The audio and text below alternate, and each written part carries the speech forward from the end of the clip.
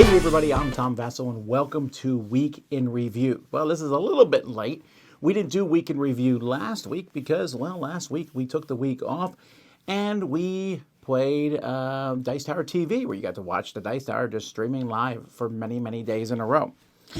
So this Week in Review is the week previous to that, and we're just talking about all the stuff we put up that week.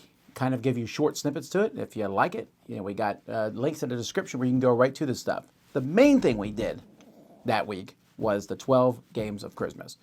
Lots and lots of good lists of games that you can get, or you can give these lists to someone else, games that are worth taking the time to go out and buy. So 12 games of Christmas, 10 different lists. Check them out. All right, let's get started with what else we've done.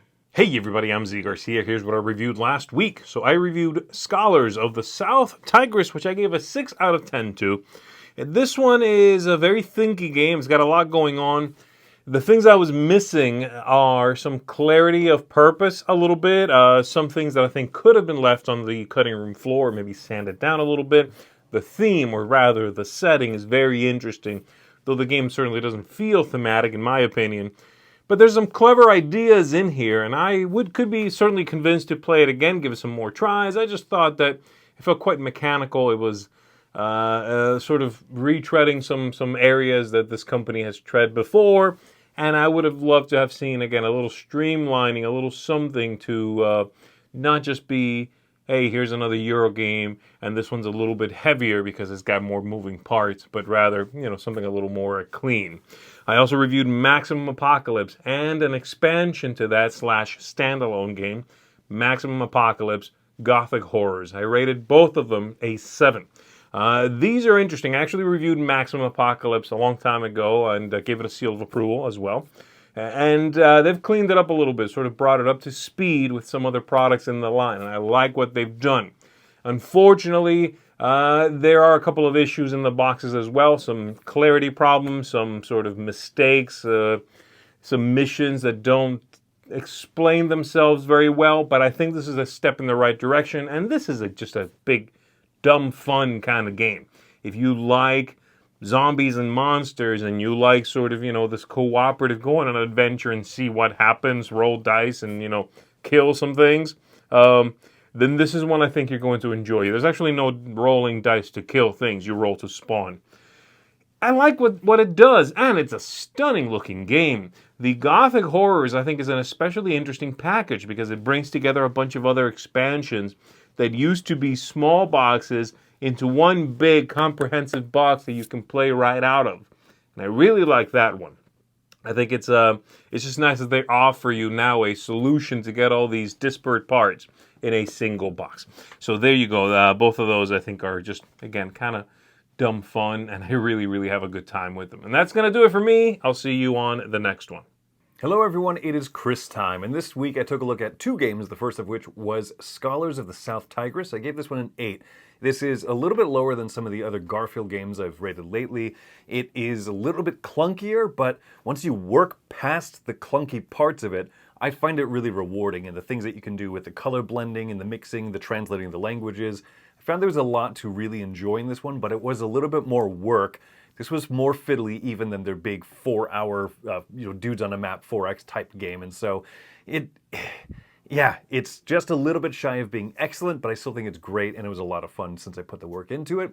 Next up was Terrorscape. Terrorscape, big thematic game, and yet really quick. I give this one an 8 also, and it's kind of on the opposite side of the Scholars of the South Tigris. So this is theme forward, very thematic, 30 to 45 minute hidden movement game. It does the gimmick of the double hidden movement where the human survivors don't know where the murderer is and the murderer doesn't know where the humans are. It works really well. If that's too few reviews for you this week, well, I also give this bear here, this grizzly bear wearing sunglasses, a very manly 10 out of 10.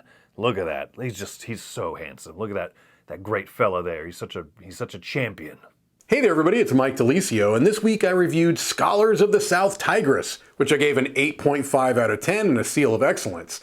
This is a game where you are trying to translate scrolls from different parent languages into Arabic. And it's done through a number of different mechanisms, but it's mostly driven around dice. You are placing dice on cards to activate different actions, and the dice have different colors that you oftentimes are going to need to color match or color mix to get to do certain actions. So, a green and a blue will turn into a purple, that type of thing.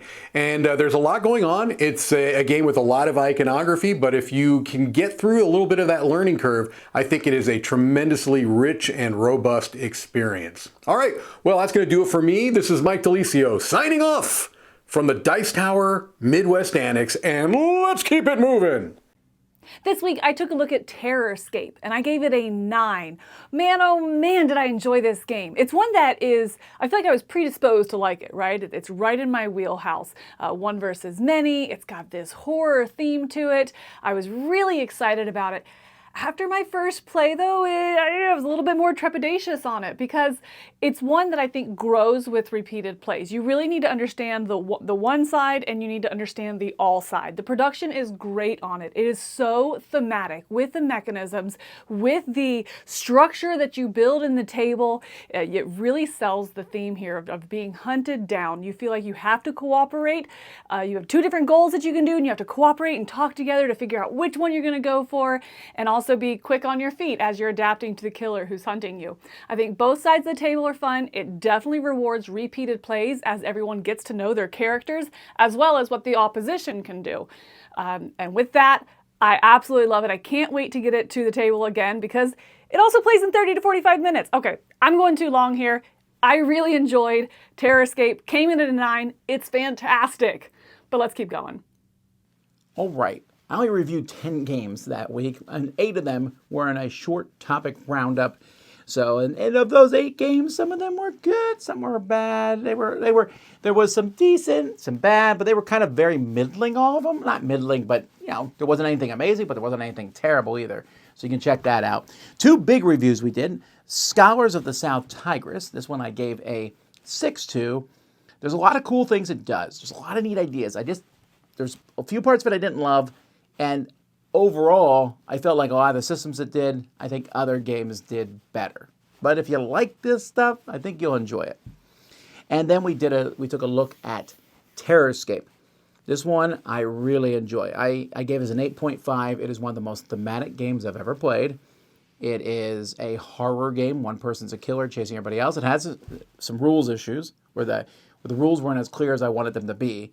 But component-wise, thematic-wise, the game is quick. It's just so enjoyable. I'm thinking about playing it now, so it's a lot of fun.